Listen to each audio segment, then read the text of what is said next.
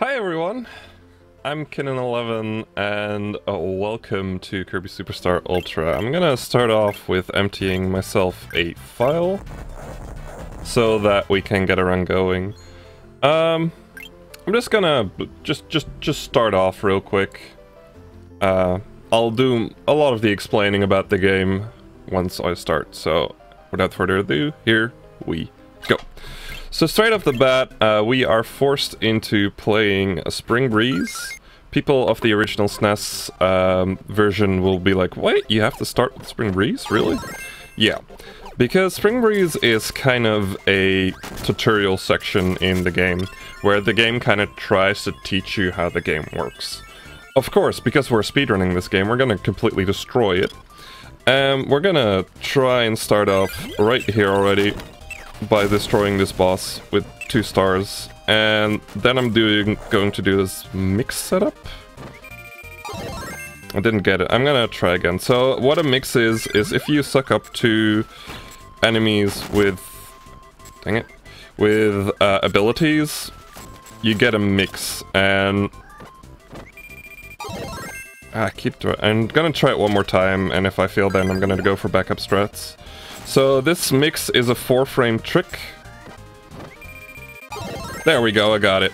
Which means I have to time correctly. And we are mixing for Jet, because this is the most OP ability in this entire game. You're gonna see a lot more of this throughout the run. Simply because this kind of stuff. So with Jet, you can have this like attack with a full charge, where you see all the blue things go towards Wispy Woods, and that allows you to deal a lot of damage. You also have this little move. This is called air dashing, and it basically allows you to go through levels extremely quickly. There we go. Gonna grab an invincibility candy right here, if I'm not an idiot. And the invincibility candy will grant us a quick kill on this little guy.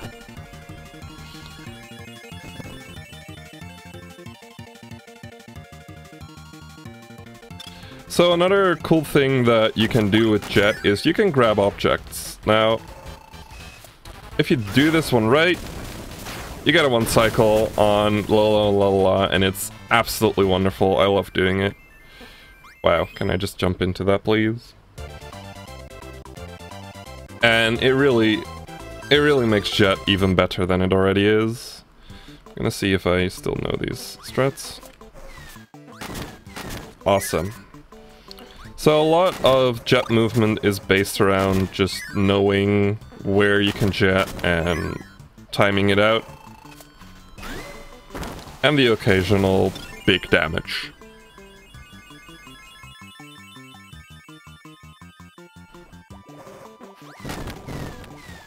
There we go.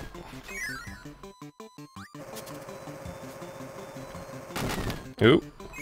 So on to Krakow, which is in every but 2 Kirby games. I did a dumb there. Because you can just do... You can... Please! Krakow, you're supposed to be dead already. There we go. So Krakow is supposed to look a lot easier than I just made him. Another thing you might have noticed is that whenever I get hit, I don't always lose my ability. This is, in this game, completely random when you lose it, which can be kind of annoying sometimes. Anyways, this is DDD. That was DDD. He is really easy to defeat using Jet. The old strats use this like kind of luck-dependent strat, so yeah. Anyways, at the end of Spring Breeze, we're gonna skip a cutscene by soft resetting the game. This is the only way we can easily skip the end credit cutscenes of game modes, and it allows us to save a lot of time. And on to Dynablade. Now Dynablade has this cool little gimmick that it has a world map, and we're gonna talk about that in a bit, but first we're gonna do another mix because KSSU without Jet just isn't KSSU.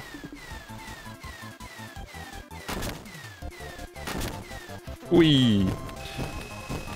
It really allows you to go extremely fast, so we're gonna be using a lot of jet throughout the run. And if you're already bored with it, I am extremely sorry, but there are more abilities going to be used a little later on. There we go. I know I'd never get bored of jet movement. So here I'm gonna run off a ledge, and by timing a B press at the right moment, I do what is called ledge tricking, which allows me to basically do the same thing as running and jumping. And I have no idea how it works, but it works, and it's really nice. So I like doing it.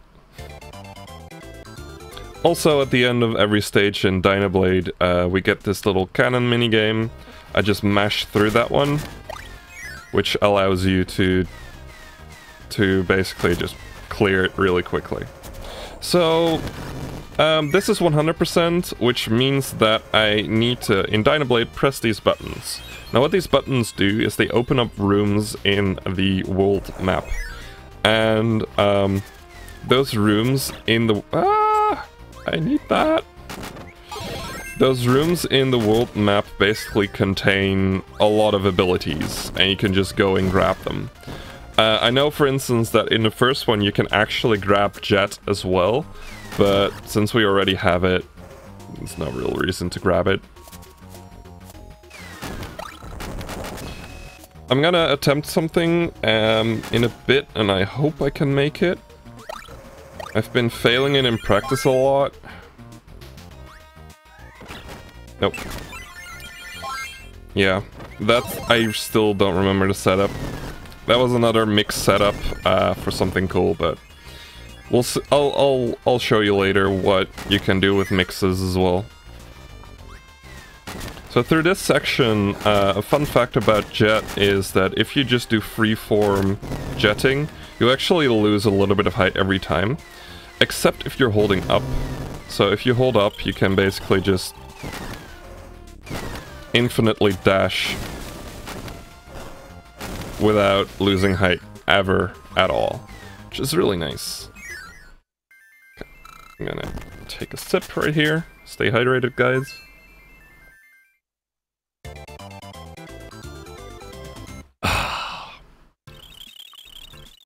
Okay, so this is Cacao Caves. This is one of the more technical sections for jet in Dynablade. That was perfect jetting, by the way.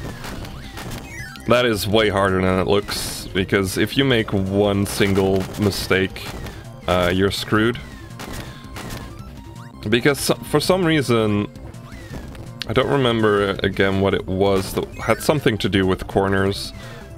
If you go into breakable blocks, you can sometimes have the bad luck of bonking against them.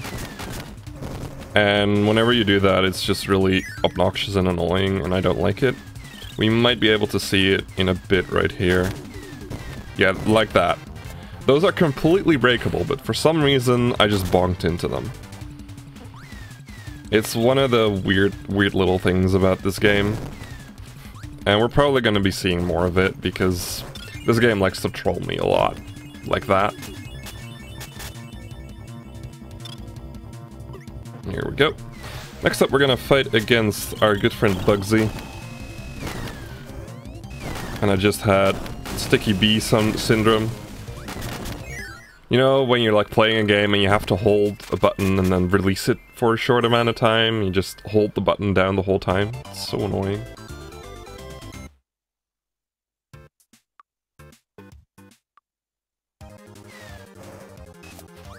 So this is another move you can do with jet. You do a full charge and then you just jump and jump again. That allows you to gain a lot of height and basically just skip over the entire room, which is really nice. I'm going to be using that a couple of times in the run, because it's just useful to skip everything. Grab another invincibility candy. So a thing about invincibility candies is it doesn't just give you invincibility, but it also gives you horizontal speed, which is quite useful. Here I'm gonna press another button real quick.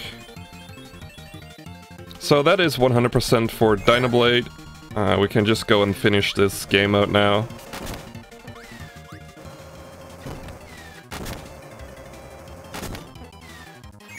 There we go. That was some beautiful movement.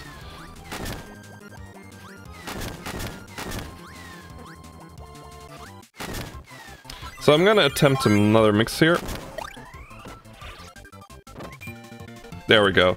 So mixes can't just like only get you abilities, but you can also mix candies, which is extremely useful because right here we have a little mid-boss rush basically, and it becomes trivial with the use of a mixed candy, and it's absolutely beautiful to use it there. Also because the mix is really easy to do.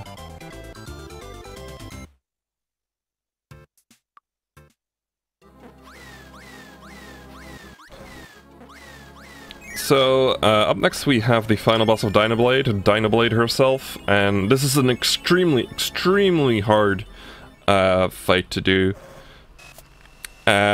Just pay attention, keep your eyes open, and it'll be over in a second, because this is all I have to do. For some reason, the jet attack just triple hits Dynablade and kills her, so. And my coffee's gone cold. Dang it.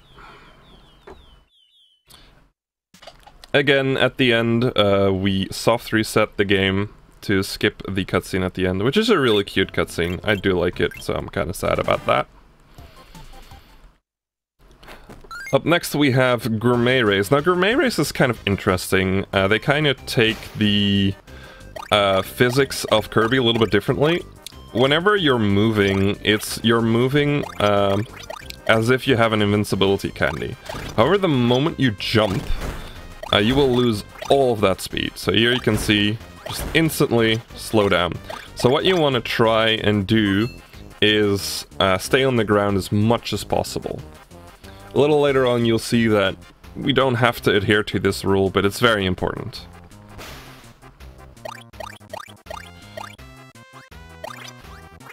Also, level 2 is the superior Gourmet Race music.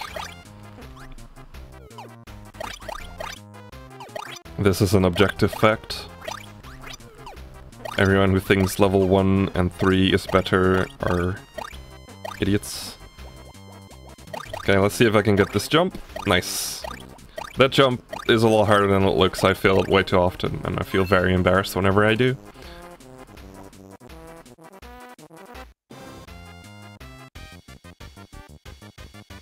So coming up next, here, we are going to grab ourselves a wing.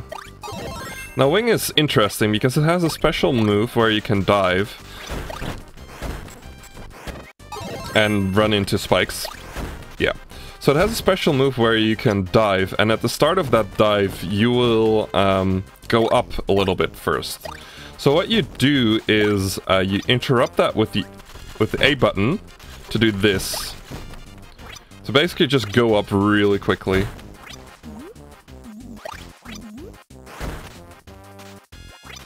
And here you can see as well that flapping with your... Flapping just normally like in the air also gives you the same amount of speed as running. And that was Gourmet Race.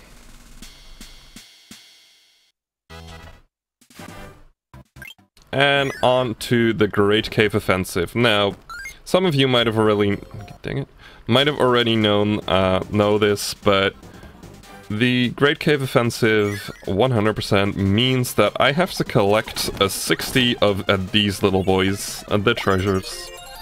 Now each treasure is kind of interesting and has some kind of reference to it. Sadly they're all in Japanese and I can't read Japanese, so yeah.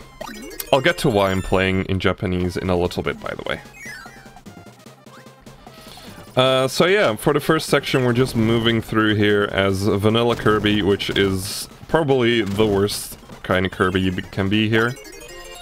Also cool little trick, the swallowed alligator just disappears. Actually they're called gators for some reason, just gator. And here we're gonna switch into wing again, and we're gonna be using that one for the rest of tree right here. This is the tree section. Here we go.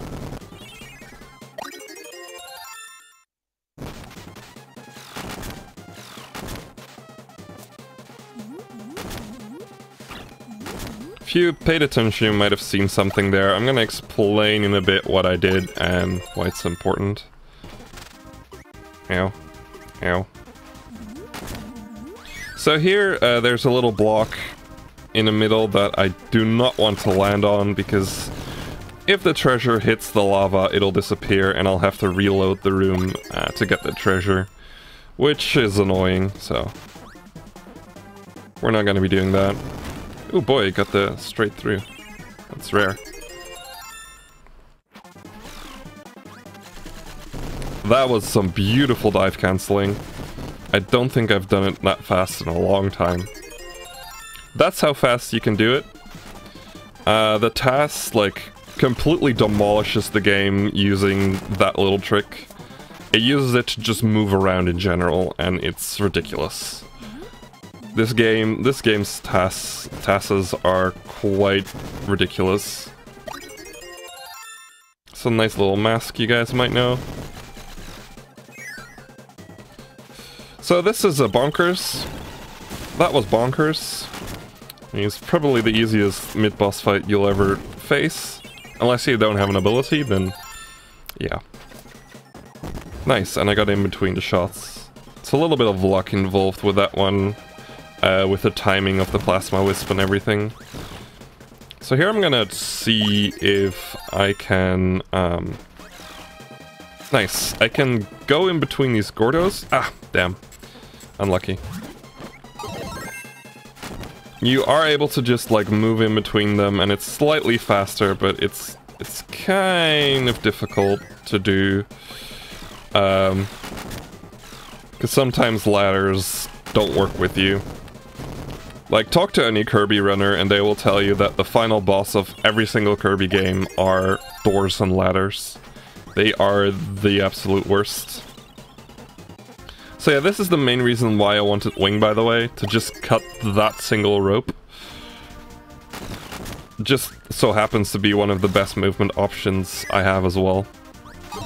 And look here. I missed you, Jet. I so missed you. And here fighting against Fatty Will. It's giving me a bad pattern, but... Ooh. He gave me the lucky blipper! That's amazing! So, that blipper doesn't usually appear right there, and if you react to it, you can just insta-kill him. So this is a minecart section, but like you're seeing, I'm skipping the minecart because minecarts are slow. And this is quite easy to do. And onto Crystal. This is a kind of a sneaky treasure right here, all the way at the bottom. I feel like a lot of people casually had a lot of trouble getting 100% in this game. I sure did. Took me forever to find all the treasures in the Great Cave Offensive here. Definitely one of the more annoying things to try and find. I'm gonna go down here. So I charged up a jet, and you can see me like blink right now. That means that I have a jet charge stored, and I can just use it right there. Since I had to wait for the water anyways, I might as well, I could have just like stored it right there, which is nice and fast. And we're gonna use that here as well. Haven't actually talked about storing it. But certain actions will store your charge. Also, we just got the Helix fossil. Sadly, we also have to grab the Dome fossil, so I'm forced to grab both. I'm extremely sorry. I hope our overlord will not, like, punish me for it. The game is forcing me to do this. But yeah, by storing your jet charge, you can do a couple of cool things. And that's one of them. And the actions that will store your charge are jumping, shielding, and going into water. So I got a nice little bucket here. There we go. Release that.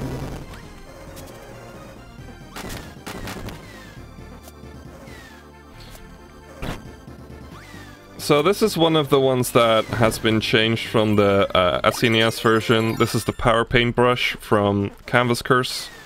It's a new one that you don't see in the SNES version. Which is pretty cool. That they added a couple. There we go. As far as I know, there are no real differences. There are no real differences between the treasures in Japanese and English.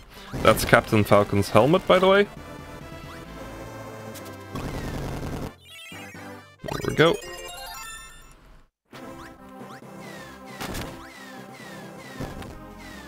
And go down here. So that's a little cool thing you can do, by the way.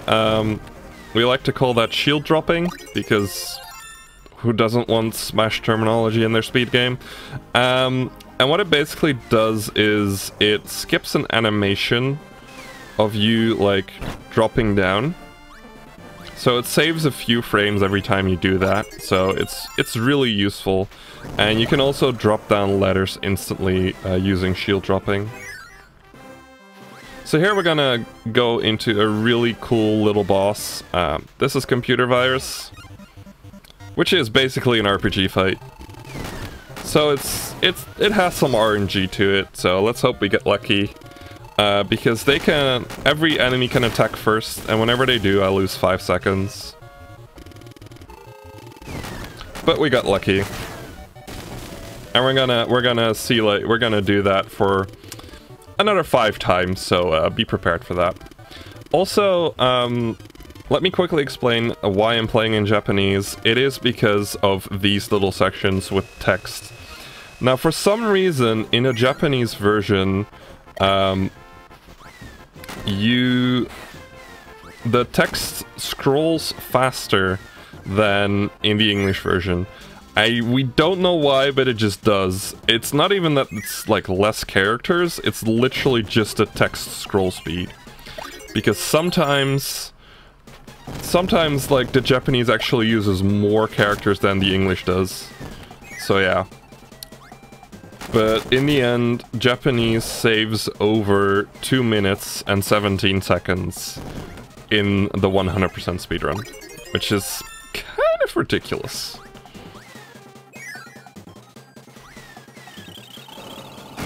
So this is a little Meta Knights fight. Luckily they all die with 1 jet cracker.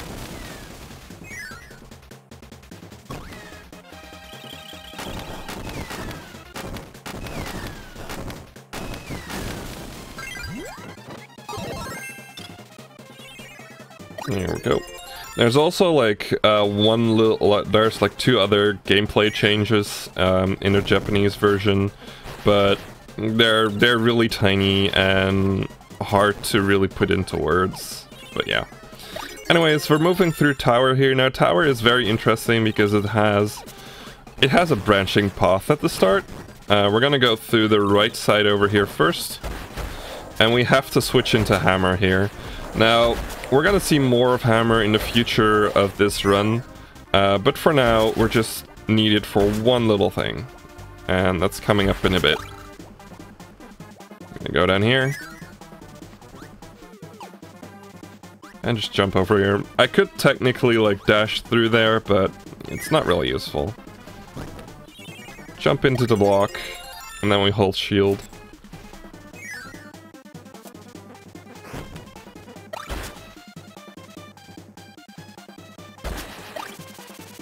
And this is the main reason why we want Hammer, is to break that peg and go into what I like to call the basement.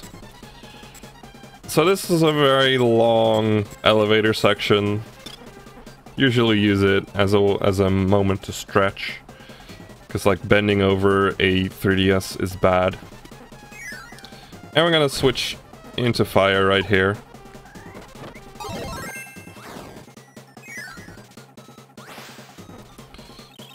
And fight against Jukit. Now Jukit is kind of special. As in, he's extremely annoying. I do need fire, thank you. There we go. And now we're gonna talk about a feature I haven't really used much. This is the helper, helper thing, I guess. What it does, it allows you to make a CPU-controlled ally that helps you solve puzzles like this one. Because Burning Leo is so special, he can breathe fire underwater. Makes sense, right? And there are a few more moments in the run where we'll be using helpers to help out with solving puzzles for 100%. But usually they're annoying. Oh, I died. Oh no. So yeah, that was a death warp. It sentenced me all the back to the start of Tower. And we're gonna do a mix real quick. And that was the first try mix. That mix is really annoying. And we're gonna go through this section using Wing over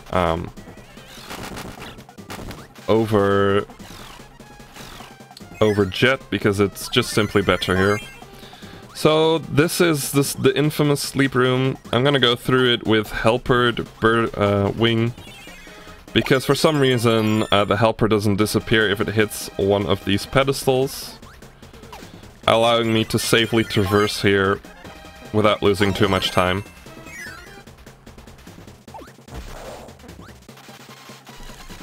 And the main reason why we go with Wing here is because of this section. There we go. That was pretty okay.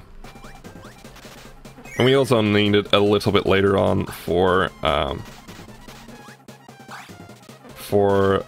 puzzle.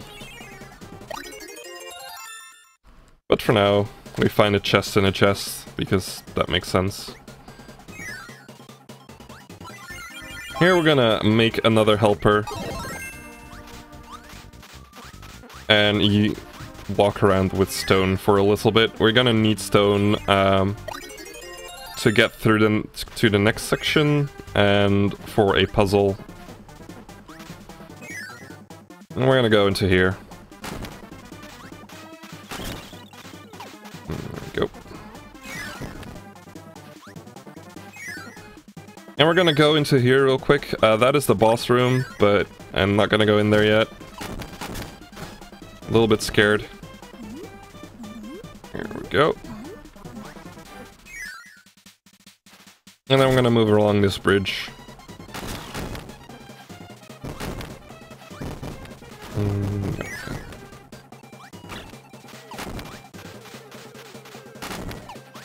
So we need stone to grab this little chest over here. And we're gonna kiss Bird on over there because he's such a cutie. Though he didn't do what I wanted him to do. And right here, this is why we needed Bird on, so he can cut the rope and I can use stone to get through there. It's really useful. Oh, oops. Didn't mean to do that. Okay, got the treasure. We're good. Oh, ow. God. Oh, I died. Oh no. Okay, just kidding. So when I entered the boss room, I set a death flag there so I can do another death warp to go back into the boss room. And we're gonna grab Ninja here. And this is Chameleon Arm. It has some cool moves. He can like stick to a wall, he can shoot you around. But he's not fast enough to even do that. And then we're gonna move up here. So Ninja is going to be useful for this section. Because that button just opened this and I have just enough time to get all the way up there.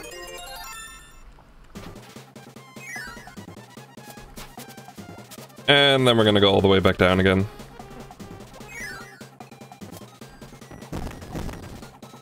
I messed up on the cannons. That's what I wanted to do. And here Ninja proves useful as well with its wall clinging ability. To go up there really quickly. Grab a little ring. And now we've got all the treasures in the tower. We are ready to get out. And of course, we're gonna do that with our good friend Jet. So what is the case as you run without Jet? It's just lame. And we're gonna skip the minecart again. Because minecarts are slow.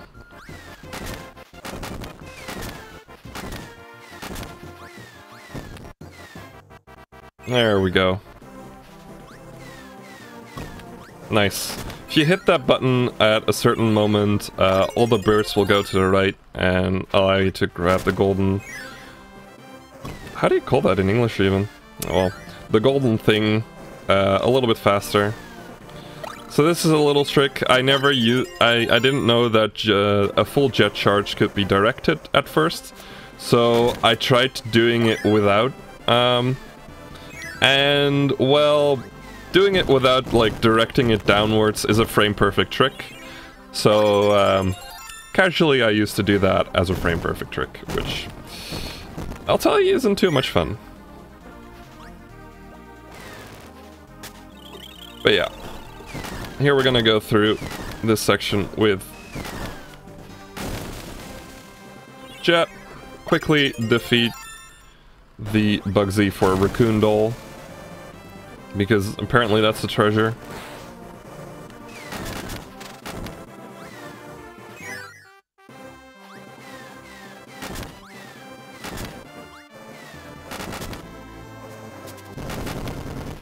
Yeah, let's get down here and grab a little shell. Kinda sad that isn't like a Mario shell or anything. So here we're gonna use this awesome, powerful, incredible ability called Crash to press a button. It is extremely strong. It's a one-time use ability that deals a lot of damage to everything on screen, and it's also useful for pressing buttons.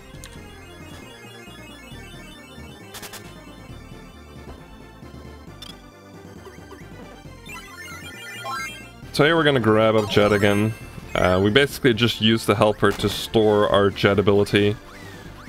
And this is probably one of the more insidious treasures. It took me forever to find this one, because apparently the waterfall is supposed to tell you that you can fall through those blocks, which is kind of annoying. Also, I hope you guys are in a winter mood, because it's Christmas time! We got a Christmas tree! Yay! Already got a Koopa shell? Oh, don't remember getting it. So we're gonna quickly get rid of a block so we can use this cannon to travel along. Yep. Get in there. Press the right button so we can get the DK barrel.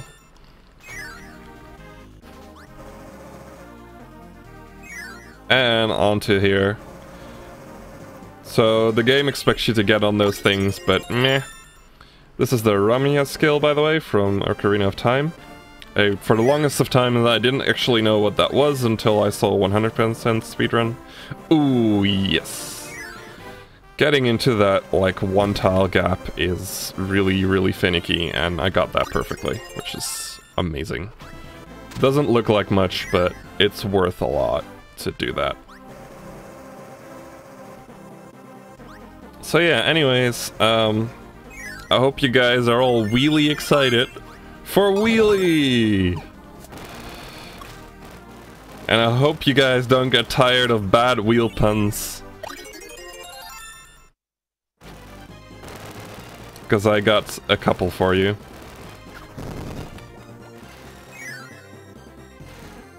And I hope I'm not rubbering off of people. Because wheelie puns are wheelie fun. So yeah, anyways, with Wheelie you can ride Wheelie and it allows you to go quite fast.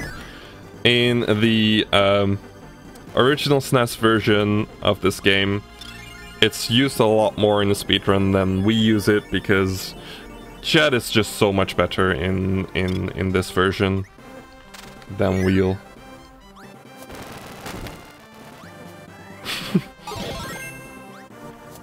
Here we're gonna grab Cutter to cut through this rope. And go down here. And we're gonna do a fun little trick. We're gonna... There we go. So you're not supposed to be able to cut that from down here, but if you do a correct jump, you can quickly cut through it. And here we have the final treasure, the Triforce, which we're gonna sell to Ganon for 800,000 Gs. And then we're gonna fight against a Wham Bam Rock. Now, Wham Bam Rock is kind of annoying with Wheel, but it's the only thing we have that works fine.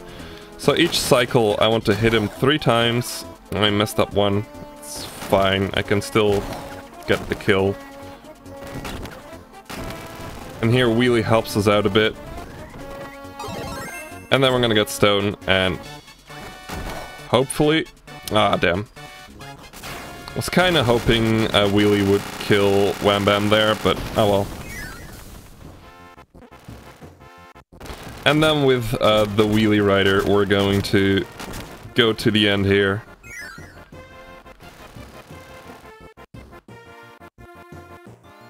By the way, I am very happy with the amount of puns in chat. You guys are the best. Anyways, we got 60 treasures, which means we got everything, which means we can soft reset the extremely long final cutscene there. And on to a game full of cutscenes. This is Revenge of Meta Knight. And this is the main reason why running in Japanese is preferred, because of the Japanese text scroll speed, we save a 1 minute on this game mode alone. Just here. Only here. Now, because this is KSSU, we're gonna mix for Jet. Because, well... yeah. Sorry if you guys wanted more abilities, but this is what you're gonna get.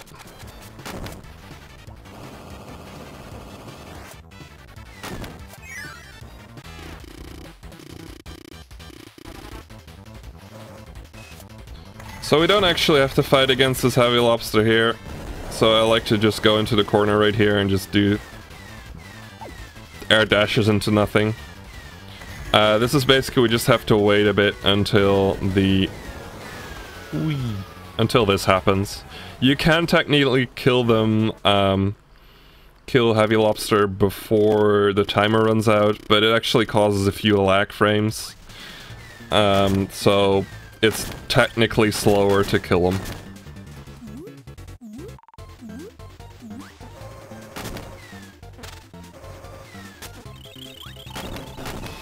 Here we're gonna fight against Iron Man, who is annoying. Ah, damn.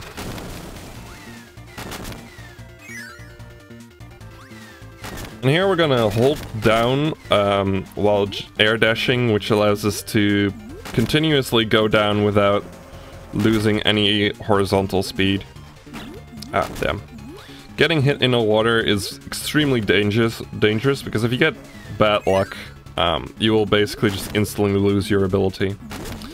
And I heard you guys liked auto-scrollers, so I got myself an auto-scroller here. Which gives me a little bit of time to talk about this game. So this game is a remake of the original SNES classic Kirby Superstar. It basically is a complete rebuild of the game, but with like the same same level design, same abilities and whatever. Because of that, a lot of things are slightly different than the SNES version, which is pretty cool. It also adds a couple of game modes, and we're going to be seeing that later. Anyways, you know what's better than fighting one Wispy Woods? Fighting two.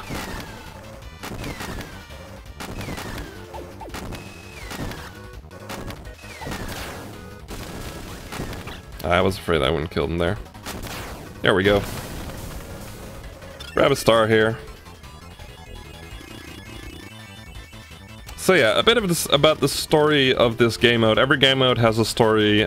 In this case, it's that Meta Knight wants to end the lazy lifestyle of Dreamland with his giant flying machine called the Halberd. And of course, because we're lazy, we want to stop him. I want to keep my lazy lifestyle, so working hard to do the right thing.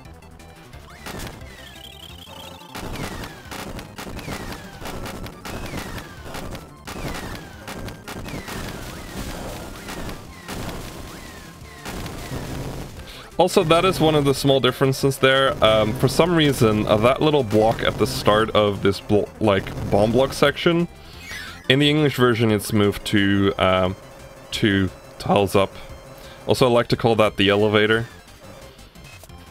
It's something you don't really find casually. It's kind of random, but it saves a lot of time. God damn, could have avoided that.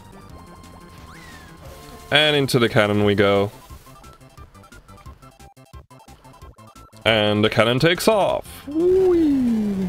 Because cannons are also rockets, apparently. So here Dynablade is gonna help us onto the halberd. You can see her in the background getting shot down. Can someone call PETA, please?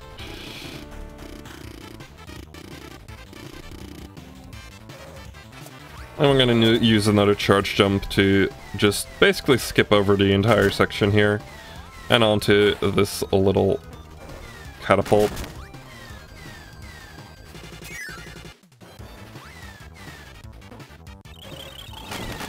Oh, that was kind of an odd timing. So we're gonna do some Meta Knight fights here. Didn't get lucky.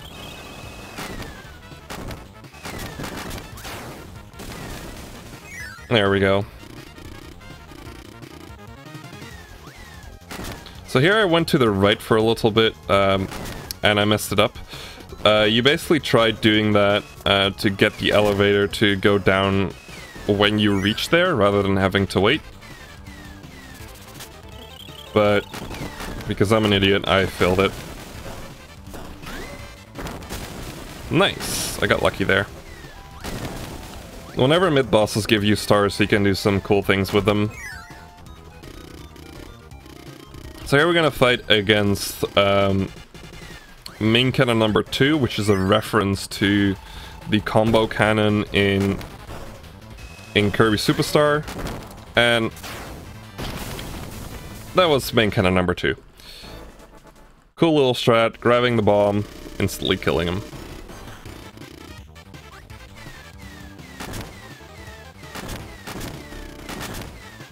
And we're gonna go down here. Just an easy little stage you can just skip. It's the best part about using jet, you can just skip certain rooms and go fast. Oh. Those bomb blocks are kind of annoying though.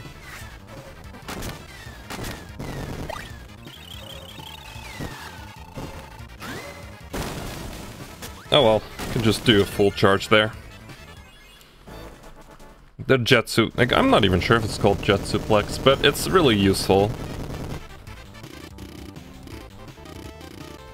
So now we're busy destroying the halberd, and we're gonna go into the ducts. And I'm gonna do something that, if I mess up, loses me like a minute. Probably a little bit more. And I didn't mess it up. You can fall into those fire things doing that ledge trick, and the chances are a little bit higher to lose your ability in areas like that.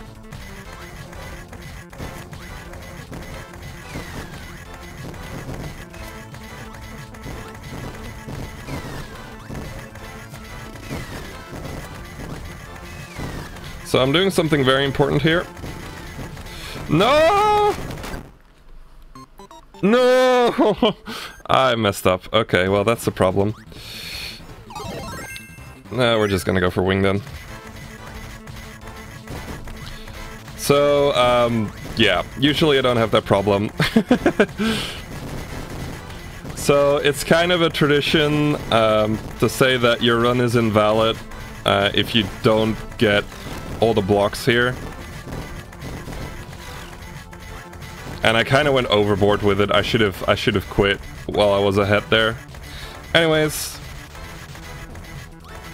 backup time. Usually we keep Jet until the end of the game.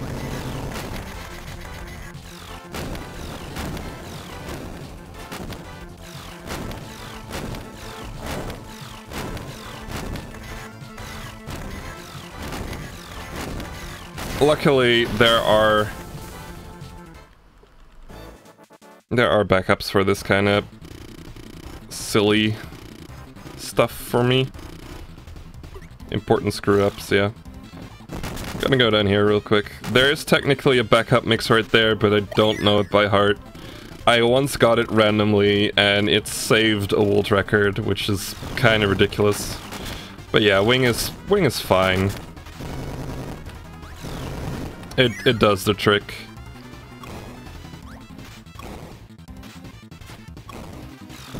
Damn. It's been a while since I had to use this backup.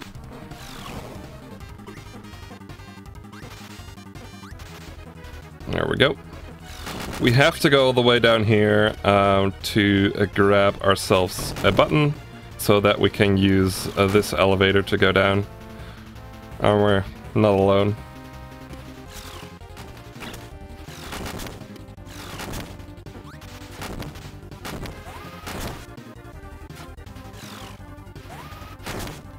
Ugh. It's easy to mess up when you're not using abilities you're used to for these sections. So this is the reactor fight. Everyone get your pillows. This is a boring fight. Basically, the idea is that we just have to direct a laser into the little crystal there, and that is the only way we can deal damage to it. So we just have to wait a bit right here. Oop. And it takes a while. You could technically speed up the cycles by destroying the laser cannon. Or the fire things, but since I have wing, I can't really do that. So, I heard you guys liked auto-scrollers.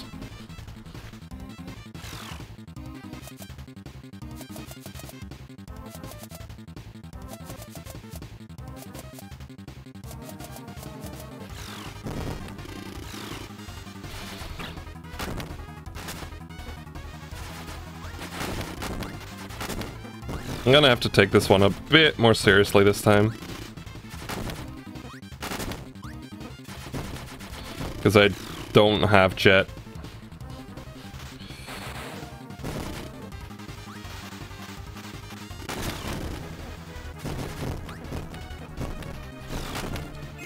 Okay, there we go.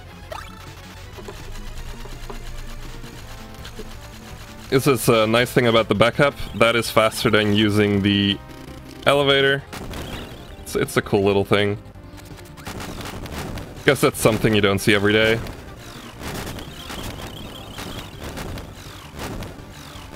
This fight, however, takes forever with wing. Guess I should use more shuttle loops.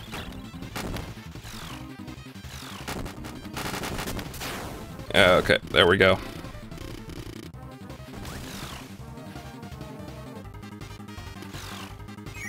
Here we're gonna switch into Ninja, because Ninja is just a good ability for the upcoming fight.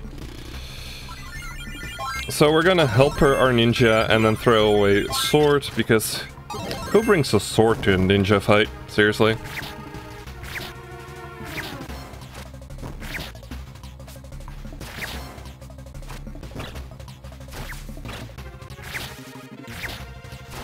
The reason I want to use Ninja is for abilities like attacks like those.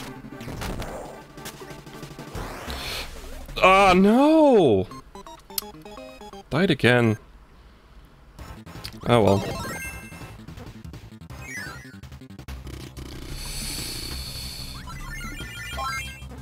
That's kind of annoying.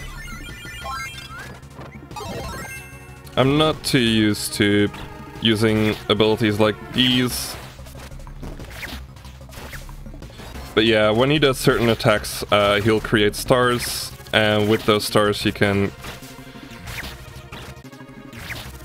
do cool attacks. Just die already, thank you.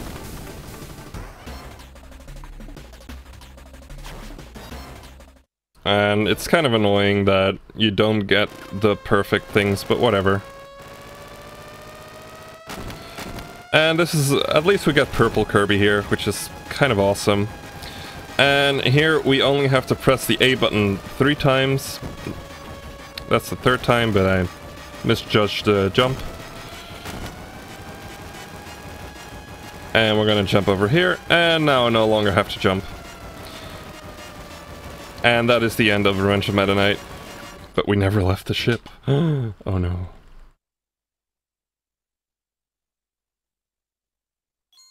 So yeah, up next is probably one of my favorite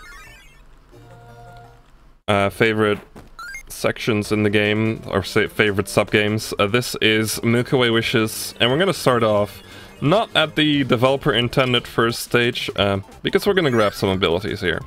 So the idea in Milky Way Wishes is that sucking up enemies with abilities won't give you those abilities.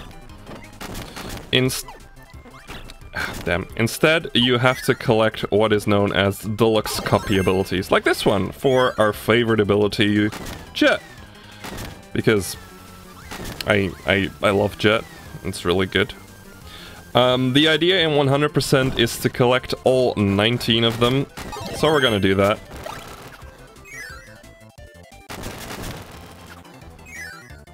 Got a little door maze here, and we're just gonna run into that one real quick.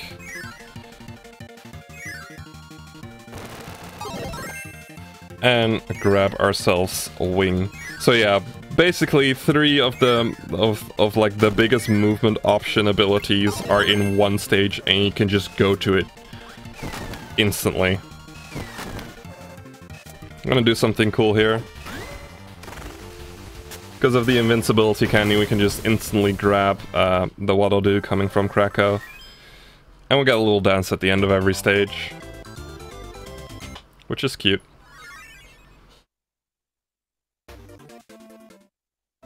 And on to question mark, question mark, question mark. This is a very special little hard to find planet. I know it took me forever to find it, even though in the DS version it's quite glaringly obvious you can go there. But oh well. So another thing you might notice is on the bottom screen, you see a little reel of abilities. Those are the abilities I've collected. And using those, using the touchscreen, I can switch between any I want. Which basically means we're gonna be seeing a lot of Jet.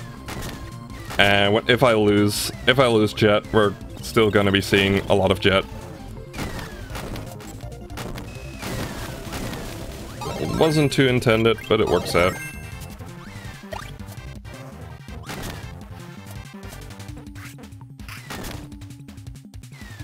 So this is a cool little strat with copy. You can actually copy the abilities of the mid-bosses, and that way we can defeat Bonkers with Hammer.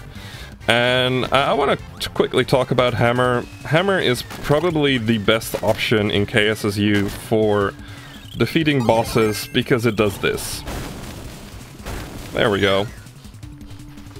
It deals a whole lot of damage, and most mid-bosses will die kind of quickly to it, and normal bosses also have a hard time against Hammer. So we're going to be seeing that one pop up throughout Milky Way Wishes and later on in the run. Okay. So here we're gonna fight against Wham Bam Rock again. This time he has a bit more health, and if I can set up correctly, I'm able to get a 2-cycle. There we go. That was sweet.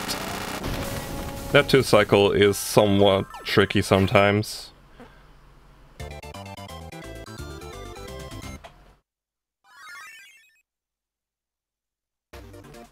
Oh, I need to go to Mechai. Here we go.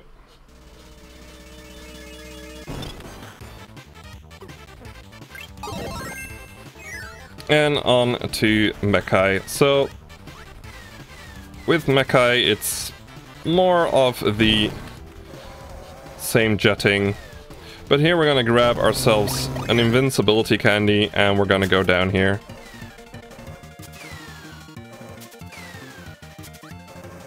And go up here.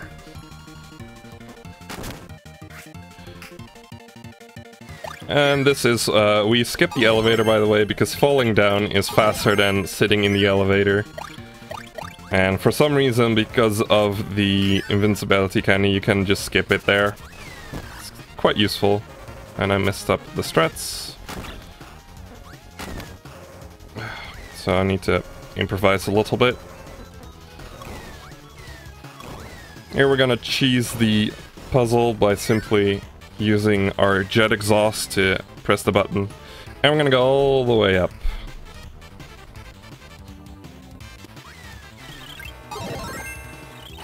Ah, damn. Missed the first hit there. That's fine. Wow. So this is Plasma. Now Plasma is used a lot in KSS as it deals a lot of damage, but in this game it's extremely nerfed, so we're going to use Hammer instead. I actually messed up the first hit there. So a cool little strat you can do with Hammer is throwing it. Oh, God. I suddenly really need to use the bathroom and I still have an hour to go. Ah! Oh my God. Okay, I can't hold this up. I'm very sorry, I need to run.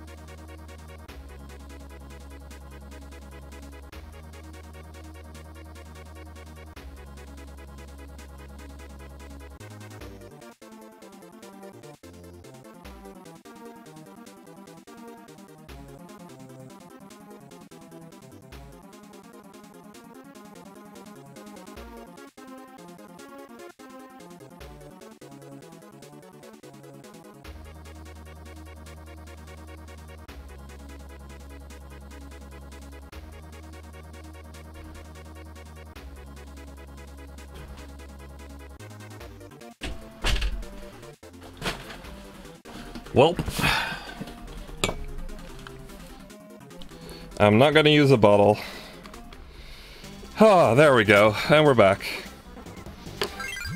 Straight into a trick here, and we got it.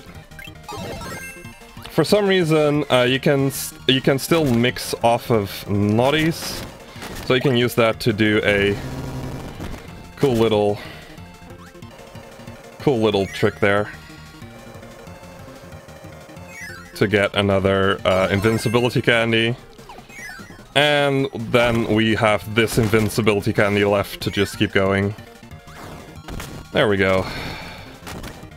I am extremely sorry about that little break there.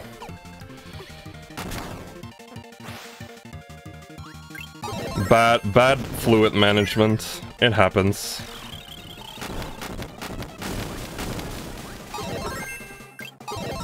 Yes, I washed my hands. I never do hand wash skip. Okay.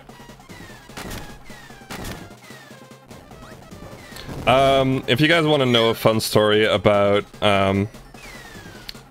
me and PBing during bathroom breaks. There we go, finally got through that section. When I first switched to the JP version of this game, I had to go to the bathroom in the middle of the run as well. And I still PB'd by 3 seconds and got, like, that was a PB and a world record. So for a while, my world record had a P break in it, which I think is kind of funny. So here we're using damage boost to reset our ability, reset our animation, so we can do another quick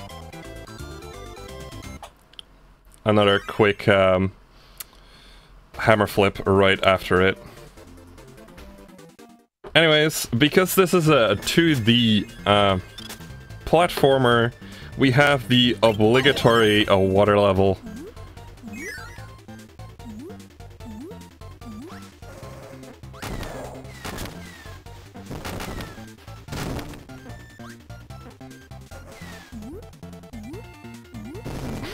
I never do hand wash skip. Why are you guys still talking about that? Anyways, because water is kind of annoying, we're gonna have some fun with Parasol. Now, Parasol is deceptively fast. There are special Parasol strats throughout the run that you could use, but they're not humanly possible. So the only time we're gonna see Parasol used as a speed ability is right here. It's really fancy, and I like it.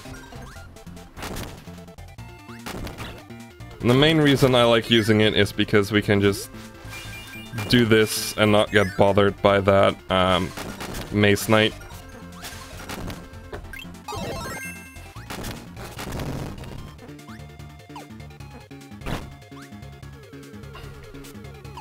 So I could technically defeat this Jukit with stone, but I'm really bad at it, so we're just gonna use hammer. Doesn't lose too much time. And we're gonna do another death warp. So if you enter this room with full health, if you do the death warp, it equals out on moving all the way back. So it's basically always a time save if you don't have full health going in there. And here we're gonna grab Beam for the final ability of Aquarius.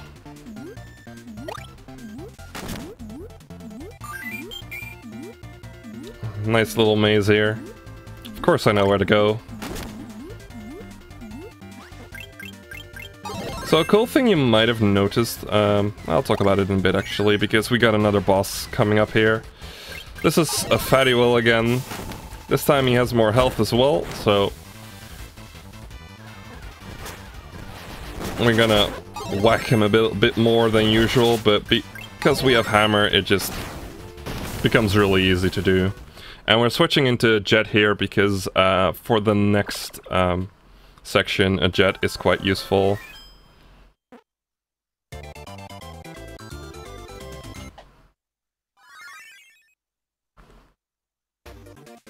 And onto Floria. So Floria is kind of special. It has these doors that change the season, and during each season different doors will be open, and we're gonna use that to our best ability to get through these rooms and get all the deluxe copy abilities here. So for instance here, the water turns into ice and we can break through it for Fighter.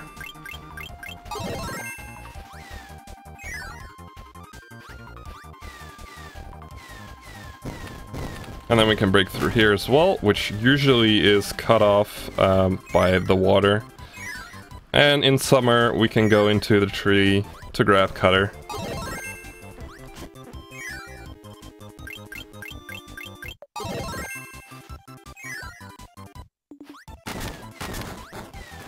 And then we can go all the way to the end to meet Autumn Twin Woods. I think there's also like a spring Twin Woods you can go to, I think. Or like a winter one. Also, I needed to change into Jet right there. The change into Jet is kind of important. Because the next room coming up here in Half Moon is a little tricky, so I'm gonna quiet up a bit and focus on it. Because it's not easy to do this one well.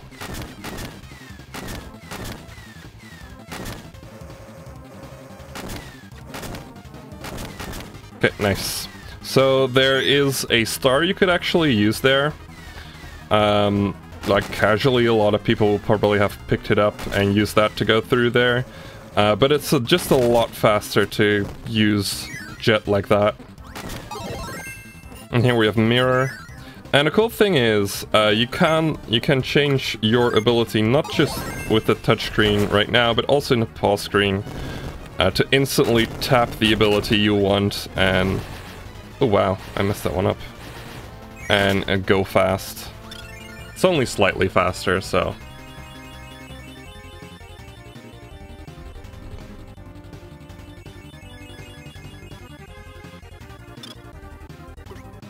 So here we're gonna use the hammer throw to quite quickly get rid of these bosses like that, which is pretty nice. And then we're gonna go up quickly here using Jet. There is a zip found not really recently that I could have used there, but I haven't practiced it. It's really hard, and I'm not gonna go for it in a 100% speedrun right now. Anyways, if you look on the bottom screen, you can see I have 19 of 19 deluxe copy abilities, so we got all of them. Which means that we are ready to finish this section. We're gonna fight against computer virus again. This time with hammer, we can go quite quickly through these. So this is what happens when they attack first.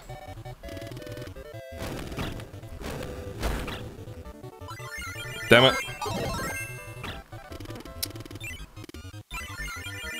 I tried a fancy one cycle strat there, but I failed it.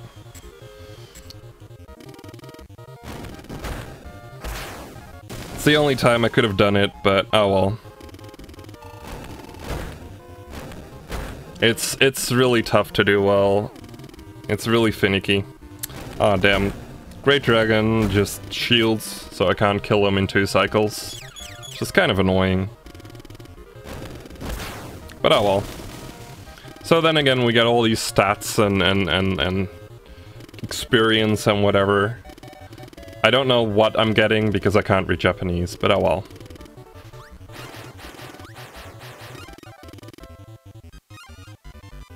There we go. So yeah, what we've been doing, by the way, is collecting the power of the stars so we can summon the galactic nova to make the sun and moon stop fighting. But then our friend Marx goes and takes the power of galactic nova, sort of, and wishes to be the ruler of Popstar. And then for some reason, galactic nova goes on a crashing course towards Popstar. So we gotta stop him. And I'm just holding one button right now. So yeah, I heard you guys liked auto-scrollers.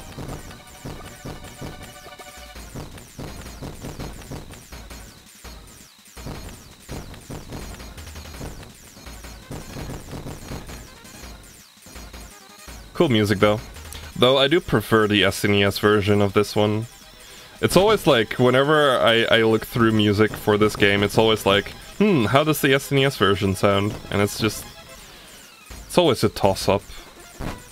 So yeah, a cool thing you can do with the flying machine is you can mash it to to just deal a lot of damage to these little nodes. We're gonna do a nice little strat here. I'm gonna leave this one and that one alive and kill this one so that I reverse back into the ones I left alive. It's a nice little speed strat that saves a couple of seconds. And now we're off to fight against Marks, because Marks is annoying. So Marks always spawns on the same spot right here,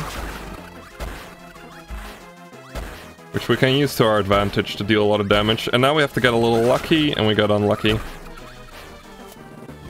If he spawned like inside of our hammer flip, we could have skipped this cycle.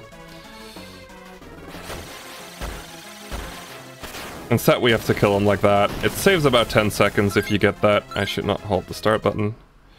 And then we skip the best cutscene in the entire game, sadly. But I will.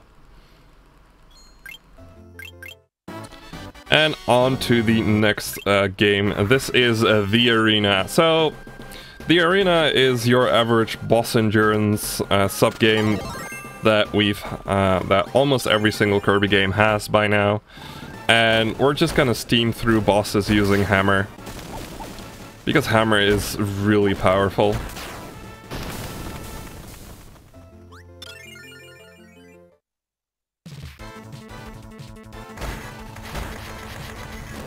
As you might have noticed. And in the SNES version, they use the plasma for this, which is kind of ridiculous to see, but it just isn't as powerful in this version.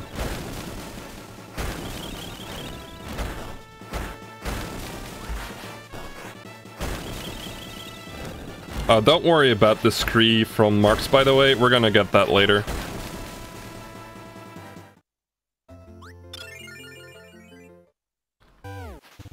So we get another nice little RNG section.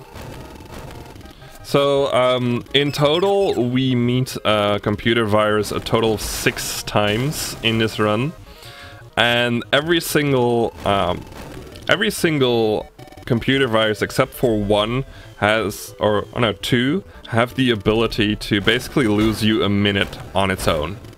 If you get really, really unlucky. So, it's kinda crappy.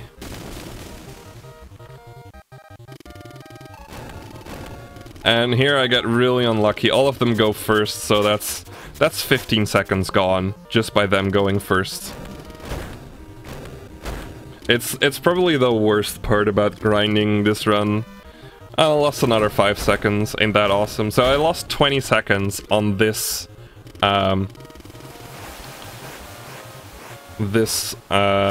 computer virus alone. Just to give you guys a bit of an idea of how bad it can go.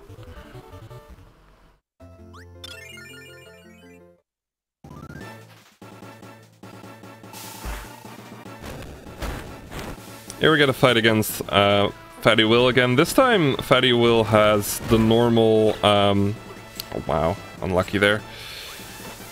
The normal GCO health, so he dies a lot quicker. Which is quite useful. We don't throw our hammer at him either because it's just not useful.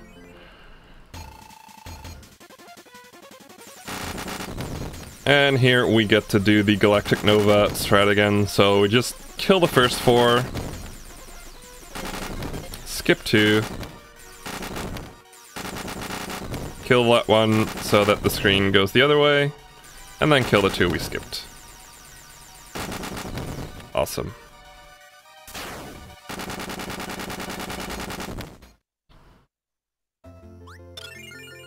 And against DDD we're going to use a few more damage boosts because he jumps into us on the first hit, allowing us to reset the hammer flip animation and do another one right after it. So because I'm doing a lot of damage boosts, and I'm going to be damage boosting during Camellia Armageddon, I'm going to grab some health. It's just nice and useful. So just like in Milky Way Wishes, damage boosting to reset the animation and quickly dispatching Camellia Arm like that. Speaking of damage boosts,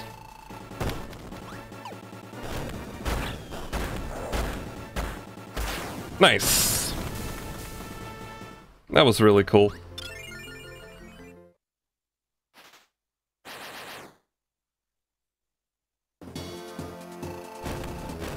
That was really bad, actually. You can 2-cycle this Wham Bam as well, but I completely messed it up.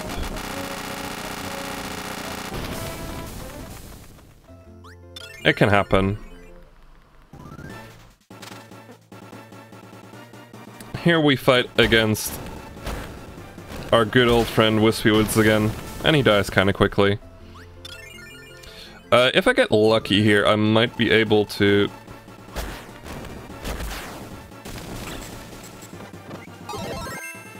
One cycle. Nice. That one cycle is a little bit tricky sometimes. So here against the Reactor, I am not going to destroy the cannon at the bottom, because whenever you hit him during his attack animation, the cannon will like slow down its attack by like a frame or so, and it doesn't really skip as much time as you'd like in between these cycles. It is possible to destroy it, but it's just not useful there. So here against Mennonite, we're gonna make a helper, drop sword, and get hammer back. Because who brings a sword to a hammer fight? Seriously.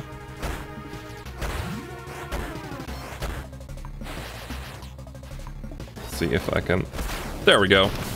That was really nice. So now just for safety, I'm gonna grab some more health. This is probably gonna be the final health drop I'm taking.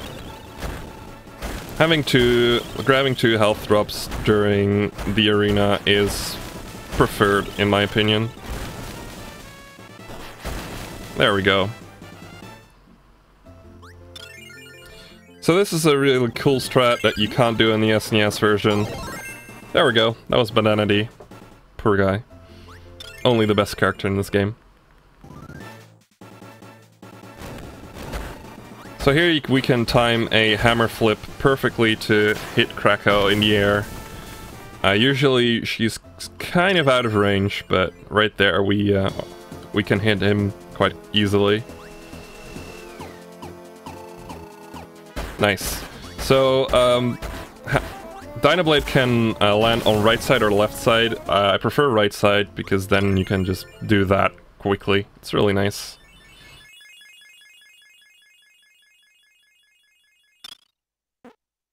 So we fight against Marks again, so we get the 10-second luck-based section again.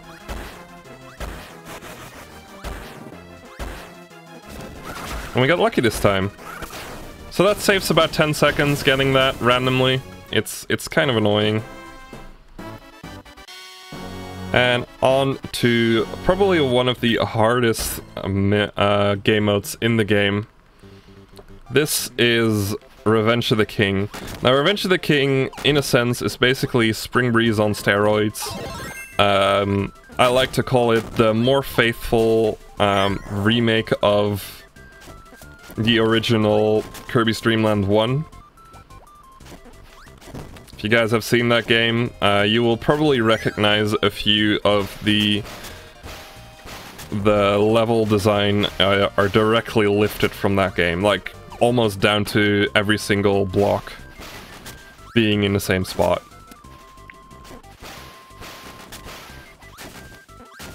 We're gonna start off with Cutter here because it's the only real ability we can take.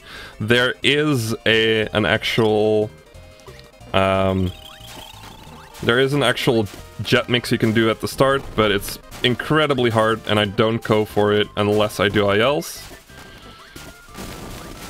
There, with Fan, I try to not touch Fan because if you touch Fan, he will grab you and you will lose a lot of time. There we go, get through there.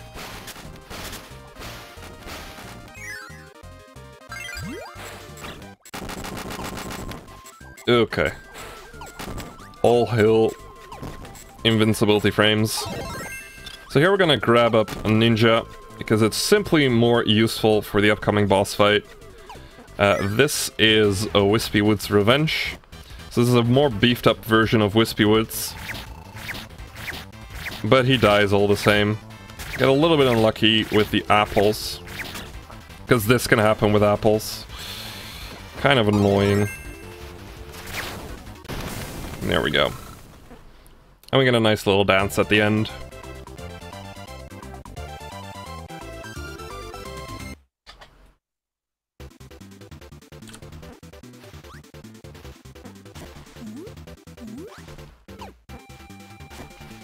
So, with Ninja we can do some nice funky stuff here. Let's see if I can get it. I've been failing it a lot in practice. Yeah, okay. So, you can actually get down into the water before that squid hits you. But we didn't get so lucky here. So here's the easiest mix of the game. There we go. Literally just mash A and we get Jet. And we're gonna try and finish this game mode with Jet, but this game mode is kinda tough. So there's a chance I might lose it somewhere along the way. Let's hope we get lucky. And that doesn't happen.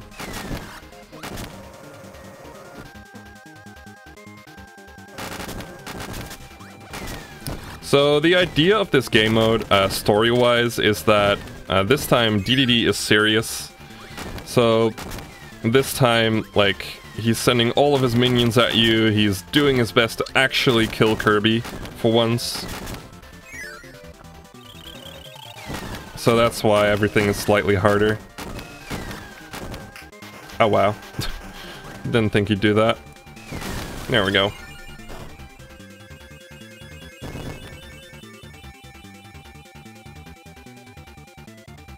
And on to the next boss. This is Lolo and Lalala's Revenge. Now the cool thing is... oh wow. You can actually one-cycle them by grabbing a box at the perfect timing with a fully charged Jet. But I couldn't get it. It's a difficult timing to get properly. Oh well. You can technically get a 2-cycle, but it's really tough. Nice little dance again. And on to Crash Clouds.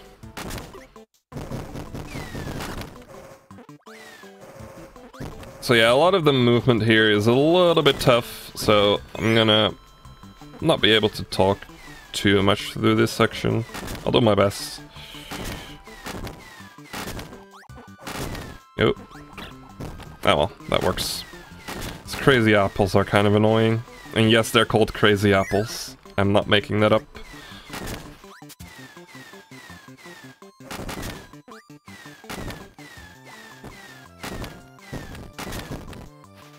There we go.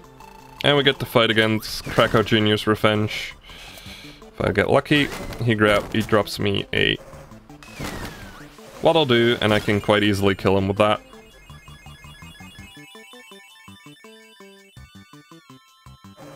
So this room is definitely a carbon copy of a room in Kirby's Dream Land, if you guys seen that. So it's literally a room that you see in that game. And here we have to get lucky with those Plasma Wisps, which we did. Sometimes they can just spawn on top of you and you just get hit. So Krakow's Revenge can be a little bit obnoxious like that. But luckily, you can kill him quite easily with that.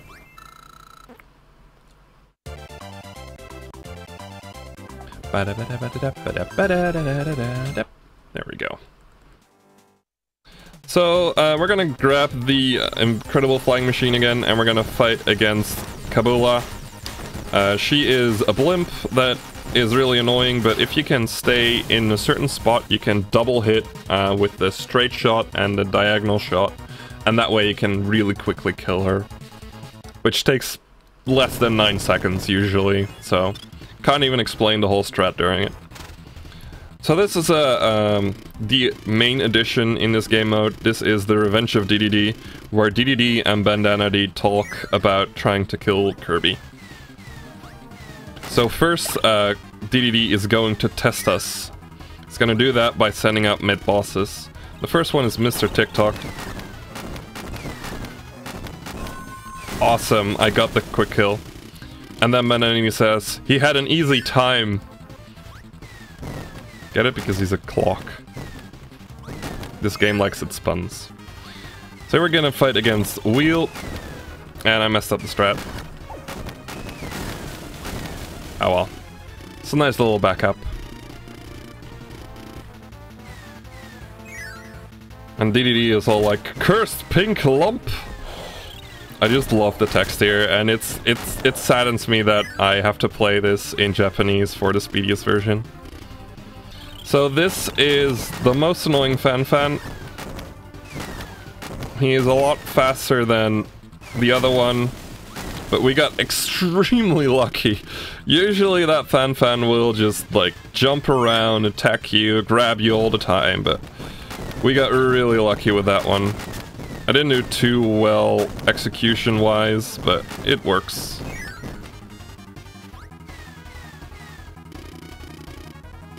You don't get it, Shasta? I'm sorry. So on to Twin Fire Lines.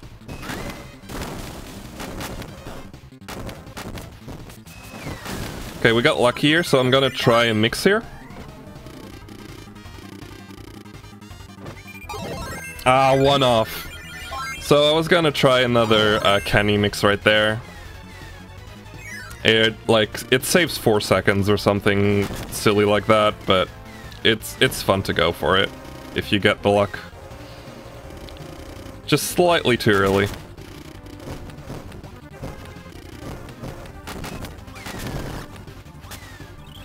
Here we get the destroy Bandana D again. With the awesome strat that is sucking him up. And DDD is not very smart. He's gonna give us our best attacking ability to fight him, a hammer. And I hope to get a little lucky here. Oh, we got lucky. Awesome. So with this luck, I can technically kill him. No! What? How did I miss? Wow. So you can kill him before he does this attack, but I messed up. Ah, didn't get the audio glitch either. But oh well. That was a Revenge of the King, which is an awesome game mode in my opinion. And next up we have a horrible abomination of a game mode. This is Helper to Hero. So you saw this giant level select, or like character select. Helper to Hero is a game mode where you basically do an arena run and you can choose whatever helper that you want. There are 20 helpers, there are 2 sword guys basically. So it's like 1 for each ability plus another sword guy. Luckily, for the in-game 100% definition, we only have to go through the Helper to Hero once, and of course, because Hammer is so overpowered, we're gonna do that with our good old friend Bonkers. There we go.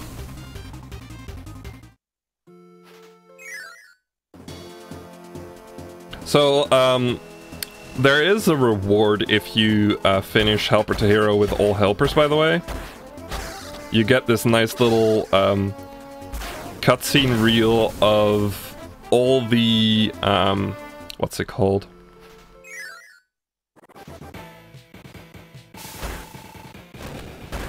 You get this nice little cutscene of like all the SNES cutscenes, basically. but you have to defeat all helpers and get 100%, so it's kind of tough to get. There is actually a meme run called All Cutscenes, where you watch all the cutscenes. It takes at least 4 hours to complete. And if I do it, at least 5 hours, because I'm horrible at Helper Zero.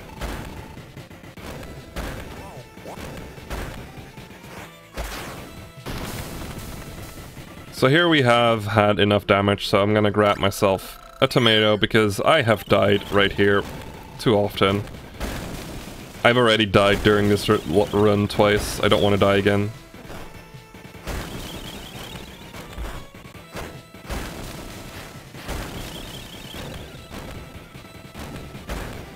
I know some people will be thinking like, oh, shouldn't you do like all helpers for 100%? Doesn't that make more sense? But no. I think the speedrun is definitely better for not having to do all helpers. We probably would have made our own category. But it's nice that the in-game developers were nice as well.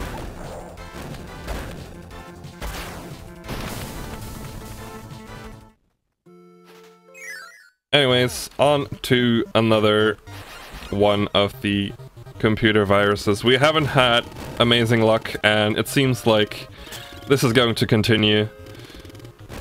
This run is fraught with bad luck on computer virus. Just really... oh, wow! Oh my god. It's so annoying. If you're trying to grind 100%, this is probably the worst part. And boy have I grinded 100%. Thank you.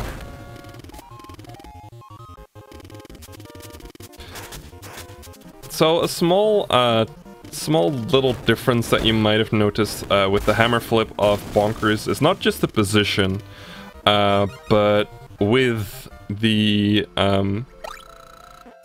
also with the fact that the hitbox stays on the field longer than Kirby's, which we can actually use to our advantage in a couple of fights. Like, damn. Can technically get a hit right there. Yeah, all helpers is extremely boring. It's basically just the same arena over and over again for at least 20 times. So yeah, this 2 cycle becomes trivial with Bonkers.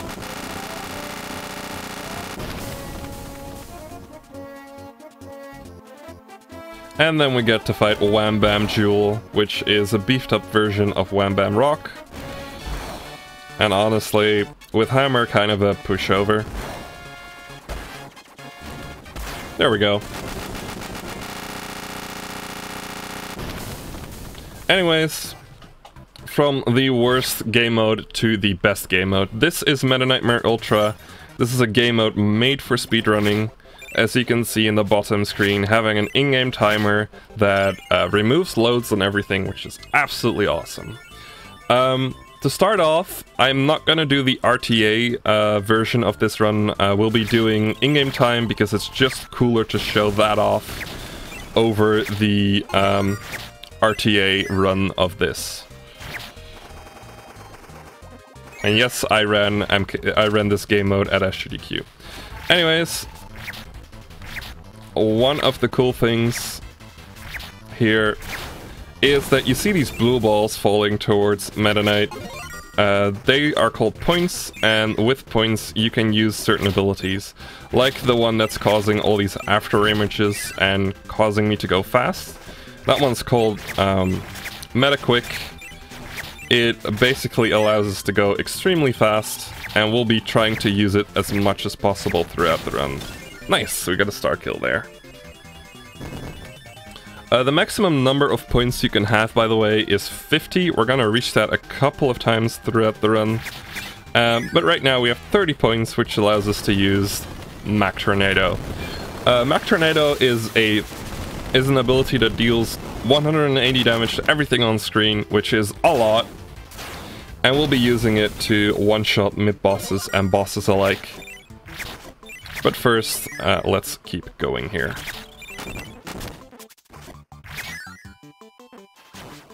Oh. Let's see if I can get a quick kill here. Nope, we couldn't.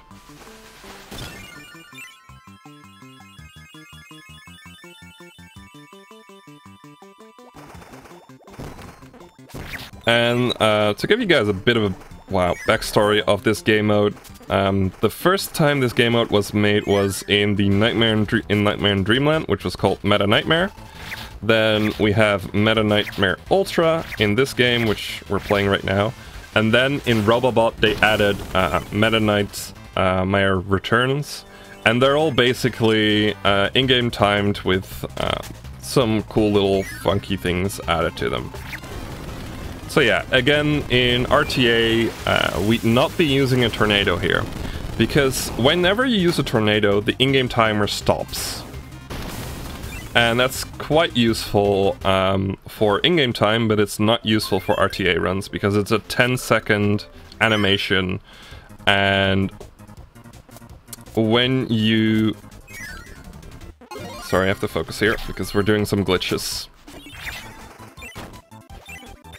Damn, I messed up the glitch, sadly. I messed up the glitch a bit, sadly. Okay, whatever. I'm gonna explain the glitch in a little bit. Right now, we're just gonna continue through here, because this is horribly slow. So here I am mashing the start button to basically instantly let these blocks break. It's another in-game time special. And we're not gonna see more of that, honestly, but it's a nice little thing, because whenever you're paused, the in-game timer basically stops. And there's some hair touching my nose, and it's really itchy. Ow. Yeah, this Chef Kawasaki can be kind of annoying there in Meta Nightmare Ultra. So yeah, most of the abilities that I'm using are touchscreen controlled. I'm gonna try this again. So this is the glitch that I'm talking about. We call that Mega Jump. Basically what you do is you interrupt a dash with calling a helper. Which for some reason, it resets your state back to like idle, but it doesn't reduce your speed to 0. So what you can do is you can get all the speed, the initial speed of your dash, and you can turn it into a jump, which basically makes you go extremely fast. Pause for scratching? No.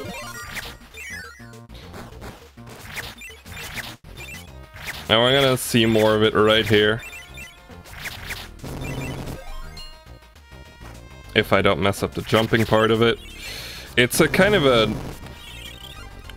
an annoying timing to get the jump right. Yeah, scratching is not optimal in RTA. I'm sorry. Just have to deal with my hair. It's a mega jump, we don't call it meta jump. That would be a bit too obvious.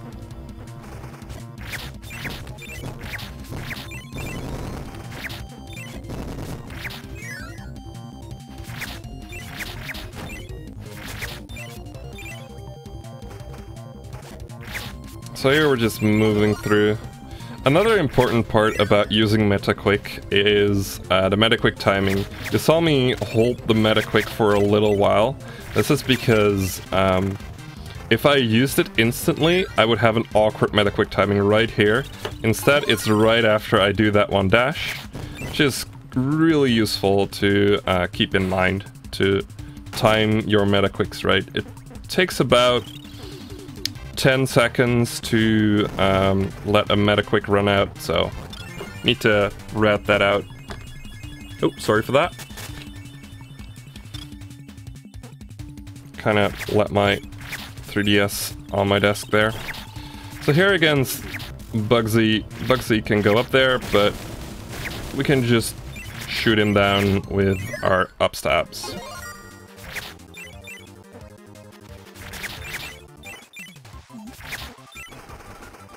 So right here, I want to pay attention to my point count.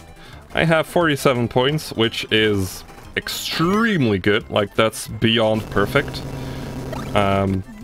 Because I'm gonna do some funky stuff with my points, trying to get the right amount. But yeah, having this amount of points is basically perfect. It allows me to do a few skips on getting certain certain points, like right there. And then we go through here, and I have 44 points. I want to have 43, so we're basically perfect. Did a wrong strat there, but it's fine. And, oh, damn. Accidentally. So yeah, you can tornado too early like that. There is a specific frame that you can even get like a 1 frame bad tornado.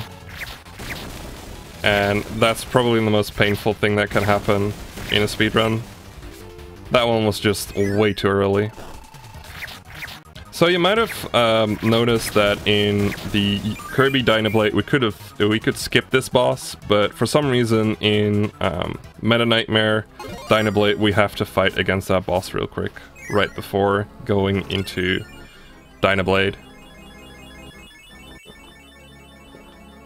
Usually, by the way, whenever you use Tornado, you need to have a sprite on screen, but not for Dynablade.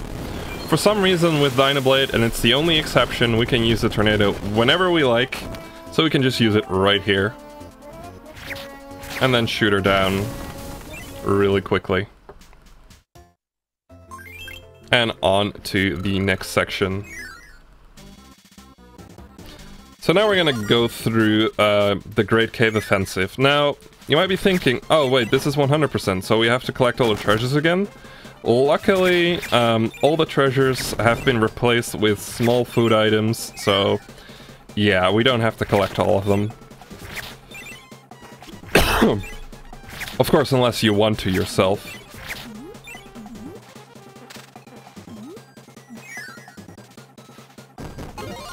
But basically, they also removed all branching paths, and you're basically forced to go through, also by bunkers, forced to go through GCO as quickly as you can.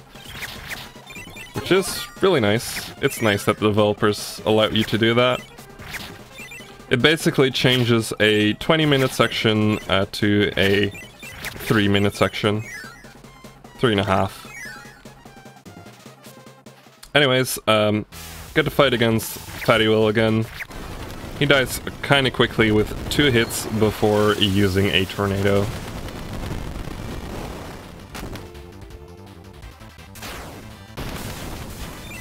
Ah, didn't get a triple hit there.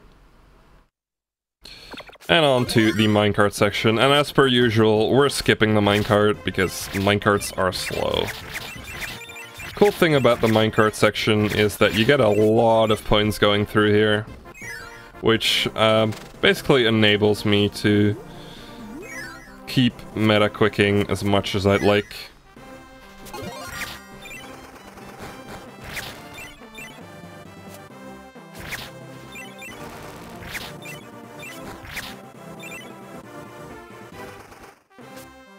Onto this section.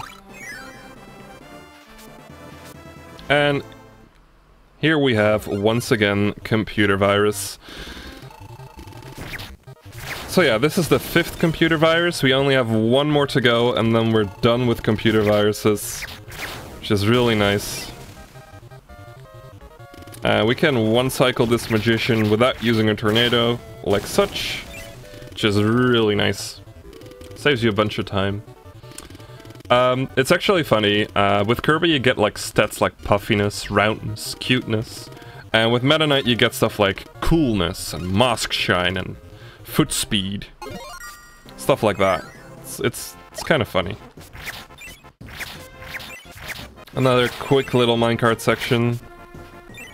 Just going really quickly through it.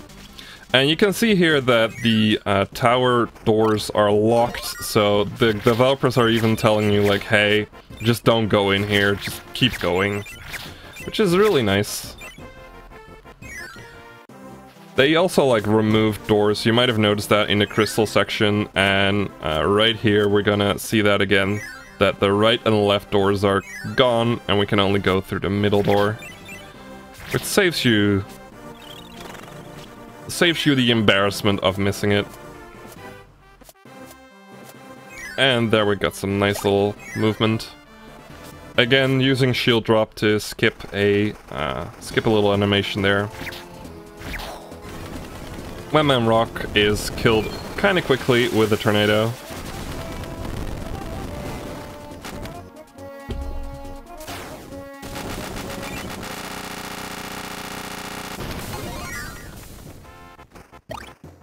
And then we're gonna go through this section. Sadly, we cannot skip these elevators, so we have to wait through here. I guess you could call this an auto-scroller in a sense. It's a short one, luckily. And then we're gonna grab the star and leave GCO. And onto, well, Revenge of Meta Knight. As Meta Knight. What's going on here?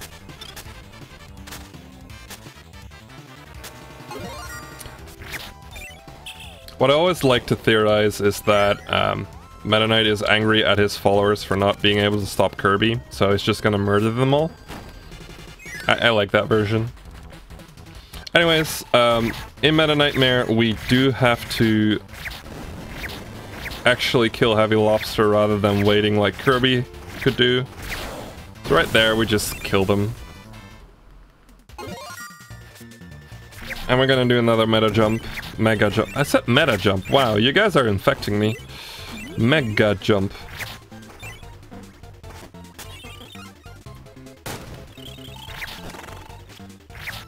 I just missed 3 attacks. Oh well. There we go. And then we're gonna go through here.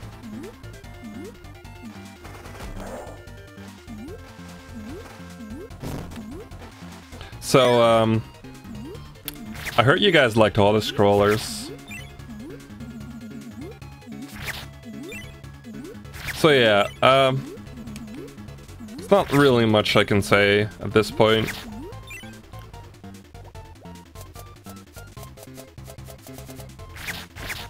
I have a really nice point count, I don't really have to care too much about it. Also, this is Jeff. Oh no, it was Jake. This is Jake. Jake is my pet Scarfy. I take him for walks. Sadly though, he isn't as fast as the screen is, so at one point he just kind of disappears. Poor Jake. Shoutouts to anyone in chat who's called Jake. Anyways, on to fight Wispy Woods again.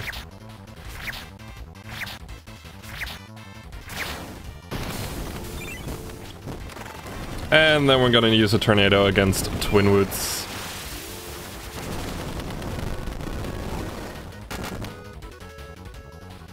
Technically in RTA, not using a tornado is actually faster in that fight by a single second, but it's just, need to get a little lucky. There we go. I love this movement.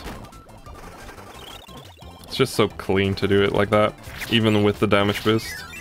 So, a fun little fact about tornadoes, the animation makes you feel like the damage comes from the center, but it's actually from Meta Knight's last known position. So these enemies will fall to the left rather than from the center. And we can use that to our ability. We use that to our advantage. Also, this game has 2 jump buttons, which I am mashing both right now, because the faster you mash, the faster you will go up while flapping. It's a neat little trick. Double thumb mashing of the jump buttons. Boy, I'm drinking a lot of water right now.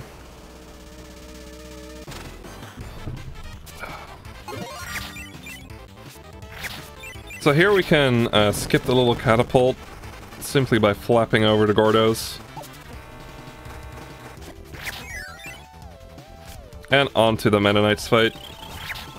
If you time the dash correctly, you can get that Mace Knight to fly to the left, but kinda messed that up. Ow. Oh, that's really bad. Not killing enemies with your sword basically makes you not get their points, and I have very little points right now. Also have barely any health. Okay, I'm gonna do backup strats. There's a cool little strat you could do there where you shield through the cannons, but with this health, I'm not going to I'm not gonna do that.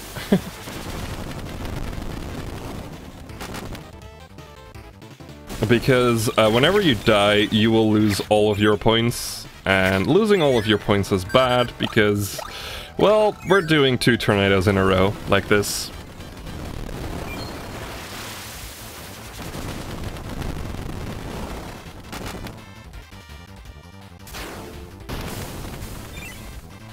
There is a heal function in this game. It costs 10 points.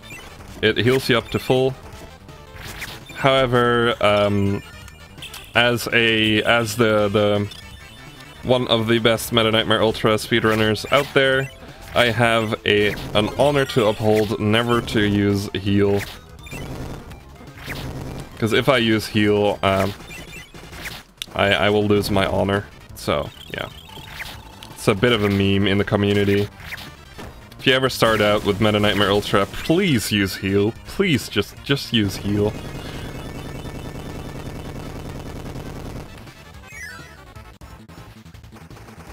But yeah, I don't go for it. Because 10 points as well basically costs you a meta quick. It's kind of expensive. And especially in the in-game time strats, you want to get your meta quicks out as often as you can. I'm not gonna die here this time. Meta Knight makes doing all blocks quite easy. So yeah, this run is now officially validated. This is a true 100% run.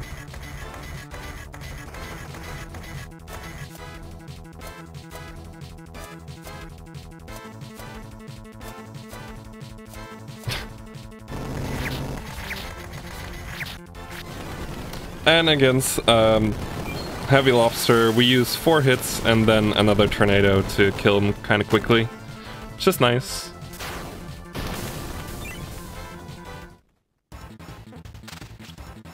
Oh, I forgot a strat here. Let's do that again.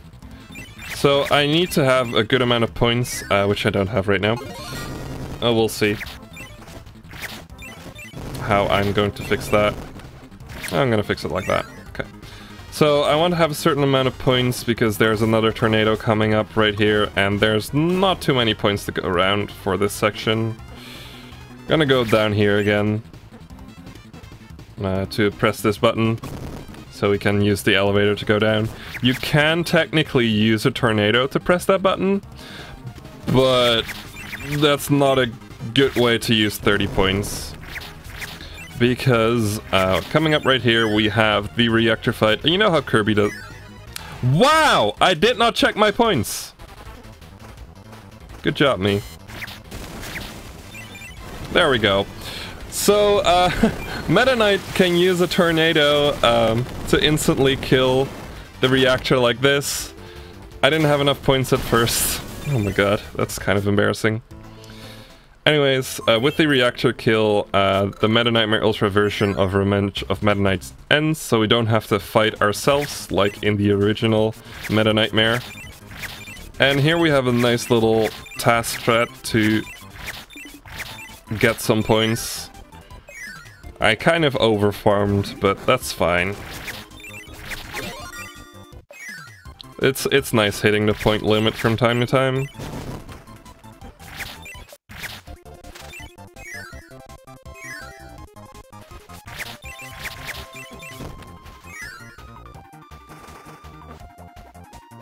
And here we're gonna use another tornado. Real quick. So the reason I got a lot of points there at the start is because I'm going for a slightly... how do you say it? Slightly... dangerous route through Milky Way Wishes, where my point route is kind of tight and I want to have a certain amount of points going into the Mekai section. So I need to keep my points somewhat high and keep farming throughout Milky Way Wishes here. In the end, in in-game time it's completely worth it. In RTA we don't do nonsense like this, but since I'm showing off the in-game time strats, we're gonna try and go for it. So yeah, the main difference between the RTA and in-game time strats are basically that you don't use as many tornadoes and you don't use any of the mega jumps, which it saves, in RTA saves about like a minute. So I'm losing like a minute to show you guys some cool stuff. Okay, so this pattern is one-cyclable, but it's really hard, so I hope I can get this. Nice! It's kind of difficult to get that one right.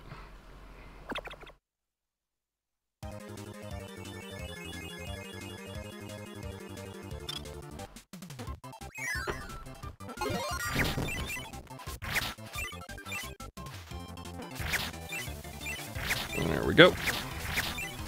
Nice little movement section. Going for all these dash attacks, you can chain them quite easily, and that way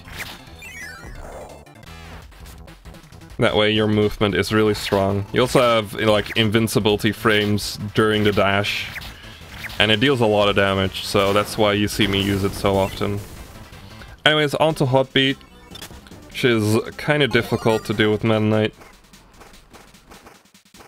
So you lose a lot of time hitting the lava, so you want to try and go fast and not hit the lava. You can skip the cannon right there. Yes, we have a cannonless in this game. And we're gonna use my favorite mega jump right here. It's so sweet.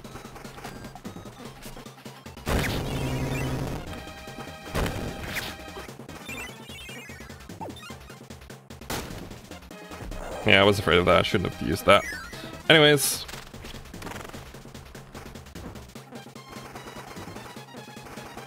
Nice. That was a really good hot beat. I'm quite pleased with that one. It can go horribly wrong, and it does that on a regular basis because it's hot beat. On to fight Chameleon Arm with an attack and a dash attack, and then he's instantly dead. In RTA we don't go for the tornado here, we just dash attack him to death. It saves like 3 seconds doing that in RTA. But in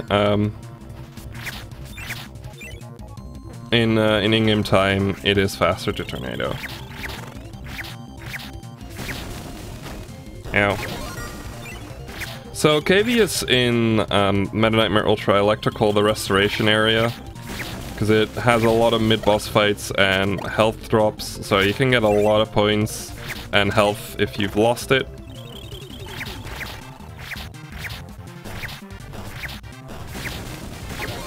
There we go.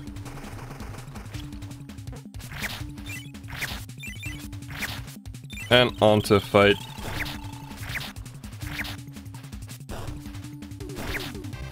Bugsy. Bugsy can be a bit annoying, so I had to focus a little bit for him. So right now I'm gonna end up having about 48 points. Or 49 because I'm an idiot. Which is really nice. I really like having this amount of points. This time Weapon Rock has a little bit more health, so we have to deal a bit more damage to get him down. Oh wow, I didn't actually kill him with that. Usually he dies with 3 hits, but I guess I messed it up a bit. Sometimes, like, certain attacks have different damage values, and it gets kind of confusing. So, in this section, we used to use the cannon, but someone figured out, oh, you can just use the sword to get through those blocks. We never knew. We're idiots like that sometimes. You can actually, with Kirby, you can do it with hammer as well. In case you wanted to know. There we go. And then we go up right here. 2, 3. And fight against another bonkers.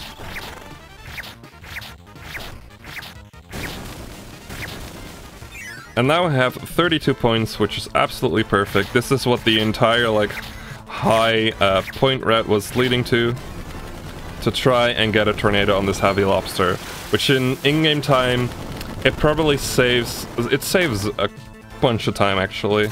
I feel it saves a good amount of time, so we go for it, and it's a really nice strat. However, it means that I don't have too many points here, so I have to try and farm up a bit right here. This is kind of difficult with Meta Knight, but that was really smoothly executed. Really pleased with that. So yeah, something I haven't actually mentioned is that I can't press buttons. Is that Meta Knight can actually solve all the puzzles with his sword. So you can slash like ropes, you can make fire appear on the ropes, you can hit those pegs and everything, so it's kind of cool like that. Meta Knight is a cool dude.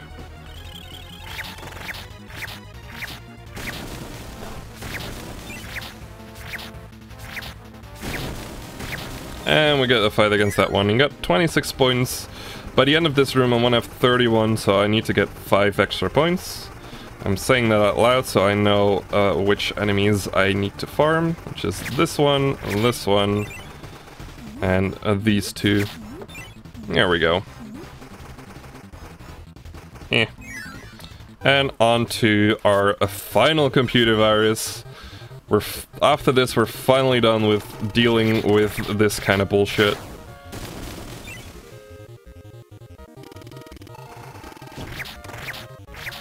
Using this strat, we can deal a lot of damage. Please don't shield. Okay, nice. The Evil Knight can either shield or power up. He powered up this time. Important thing about the tornado here is that the enemies have to be on the ground to get the tornado to hit. If they were like slightly off the ground, like a single pixel, then you're a frame late and your tornado will whiff. It's really annoying.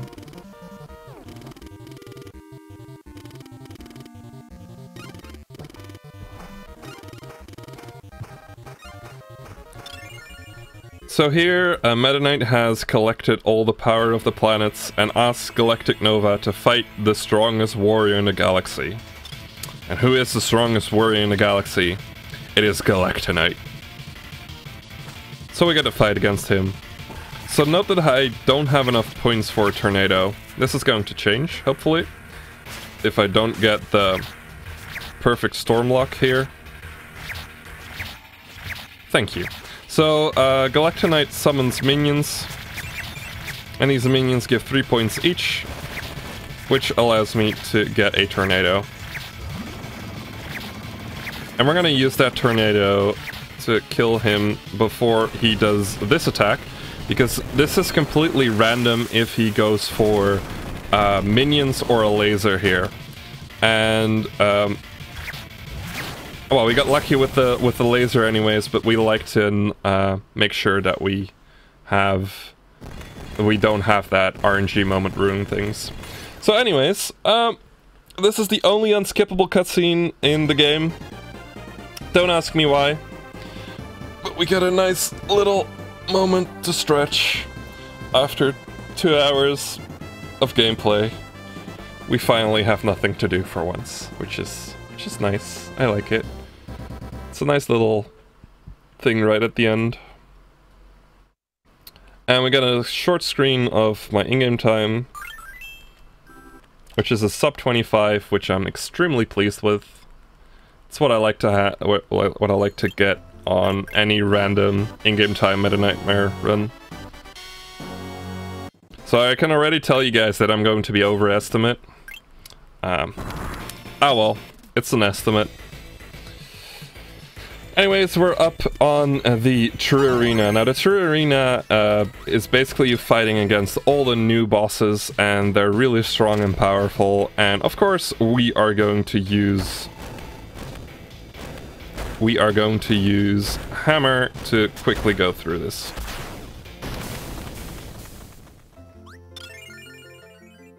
Again, we can use the little trick here to time it hammer flip, but I timed it incorrectly. Been having trouble with that one. It's a little finicky sometimes.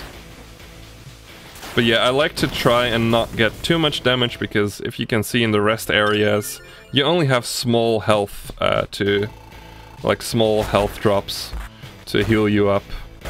So you want to try and not get damaged as much as possible.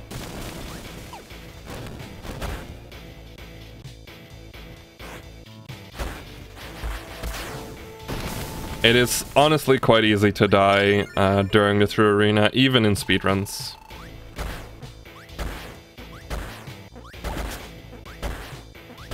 There we go.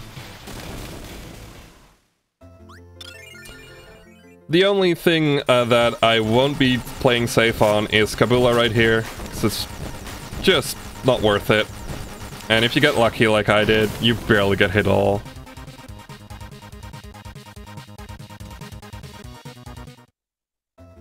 And on to the next.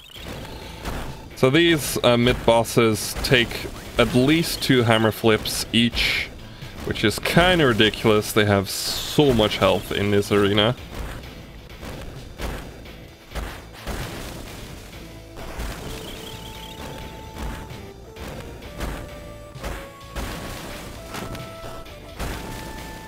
Yep, there we go. And the first 6 enemies are always completely random, but the last 4 are always the same 4.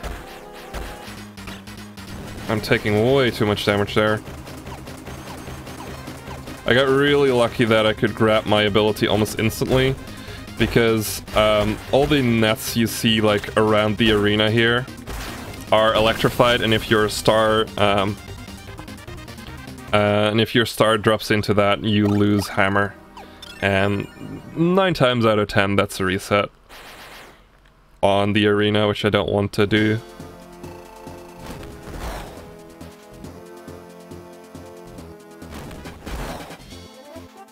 And on to Wham Bam Jewel. We do the same things as Helper to Hero. Quite an easy boss fight. There are like faster ways of killing some of these bosses, but I go for the most consistent way of killing them, so they so that I don't lose runs to this.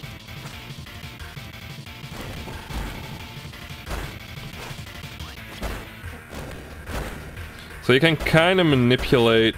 Ah, damn, I didn't get it. There's a way of damage manipulating Galactonite into doing minionless, which with Kirby saves a little bit of time. Ooh, okay, got lucky there. But oh well, this is still kind of fast.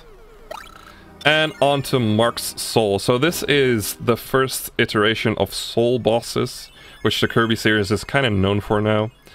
It's a crazy version of Marks that has crazy attacks and is even more annoying.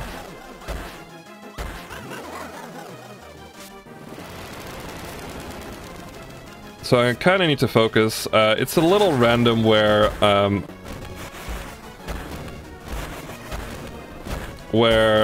Marks pops up, and if you get lucky, yes. Okay, so I skipped a very slow attack right there by dealing enough damage to him to force him into this phase. And I got lucky. Okay, prepare for screeching. Oh, I'm way overestimate. Wow. Oh.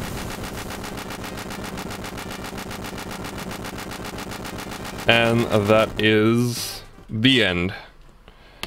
So timing ends on the start of this little cutscene. This is the 100% cutscene. I got a nice little extra dance.